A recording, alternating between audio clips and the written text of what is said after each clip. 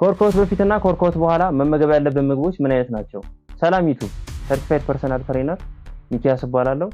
በዛሬው ቪዲዮአችን ስፖርት ከመጀመራችን ወይም ደግሞ ወርክአውት ከመጀመራችን በፊት መመገብ ያለብን ምግቦች እንዲሁም ደግሞ ወርክአውት ከጨረሰን በኋላ መመገብ ያለብን ምግቦች ምን አይነት ናቸው የሚለውን ነገር በሰፊው የምናየው ይሆናል ማለት ነው። ቪዲዮን ከመጀመራችን በፊት ላይክ፣ ሼር እንዲሁም ደግሞ ቤተሰብ መሆን ከፈልጋችሁ ሰብስክራይብ ማድረጋችሁ እንዳትረሱ። በቀጥታ ወደ ቪዲዮ። ሰውነታችንን እንደ መኪና እንየው። መኪና አስፈላጊው ነዳጅ እንዲሁም ደግሞ የተመረጠውን ነዳጅ ካልሰጠነው መንቀሳቀስ አይችልም።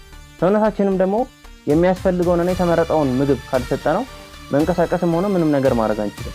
ከእንቅስቃሴ በፊት የምንመገባቸው ምግቦች ኃይልንና አቅምን የሚጨምሩልን ናቸው። ተገቢው ምግብ መመገብ በወርክአውት የሚኖረንን ድካም ይቀንሳል፣ እንዲሁም ደግሞ በወርክአውት ላይ የሚኖረንን ኢንዱራንስ እና ደግሞ ፐርፎርማንስ ጥንካሬያችንን እንዲጨምር የሚያደርግ ነው ማለት ነው። ኢንዱራንስ ምንድነው ካላችሁ ብርታት ወይም ደግሞ አንድ ነገር ለምን ያህል ጊዜ ትሰሩታላችሁ የሚለው ሐሳብ ነው ወይም ደግሞ ትርጉም ነው ማለት ነው።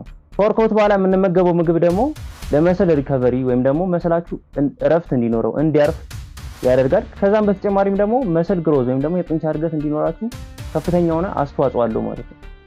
ከወርክአውት በፊት የምንመገባቸው ምግቦች ቀለል ያሉና ጉልበት የሚሰጡ መሆን አለባቸው።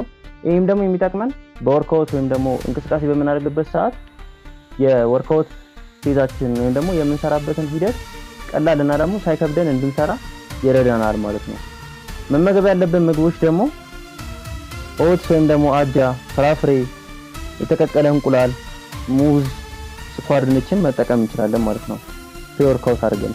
ነገር ግን ብዙ ፋትና ፋይበር ያለባቸው ምግቦች ማስወገድ ይኖርብናል። ምክንያቱም እነዚህ ፋትና ፋይበር ያላቸው ምግቦች ወርክአውት ፌዛችን ወይም ደግሞ የምንሰራበትን ሂደት ስለሚያከብዱብን ማለት ነው ብዙ እንድንሰራ አያስችሉንም እነዚህ ምግቦች። ወርክአውታችንን ከጨረስን በኋላ ደግሞ መመገብ ያለብን ምግቦች መስላችንን ቢልድ የሚያደርጉ ሪከቨር የሚያደርጉ ምግቦች መሆን አለባቸው። እነዚህ ምግቦች ደግሞ በፕሮቲን የበለጸጉ ሲሆኑ እነዚህ ምግቦች ደግሞ እንቁላል፣ ዶሮ፣ አሳ እንዲሁም ደግሞ ፕላንት ቤዝድ ፕሮቲን የሚመቻችሁ ከሆነ ደግሞ ለውዝን መጠቀም ትችላላችሁ ማለት ነው።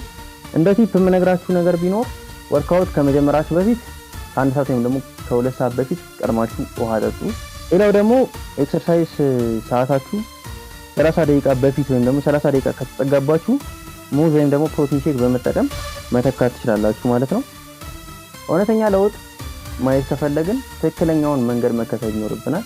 ይህም ደግሞ ምንድነው ትክክለኛውን እንቅስቃሴ መከተል እንዲሁም ደግሞ ትክክለኛውን የአመጋገብ ስርዓት መከተል ነው ማለት ነው። ዛሬ ይዤላችሁ የመጣሁት ከወርክአውት በፊት ምን አይነት ምግቦችን መጠቀም ትችላላችሁ እንዲሁም ደግሞ ከወርክአውት በኋላ ምን አይነት ምግቦችን መጠቀም ትችላላችሁ የሚለውን ነገር ዳስሼላችኋለሁ ወይም ደግሞ አይተናል ማለት ነው። በሌላ ቪዲዮ እስክንገናኝ ድረስ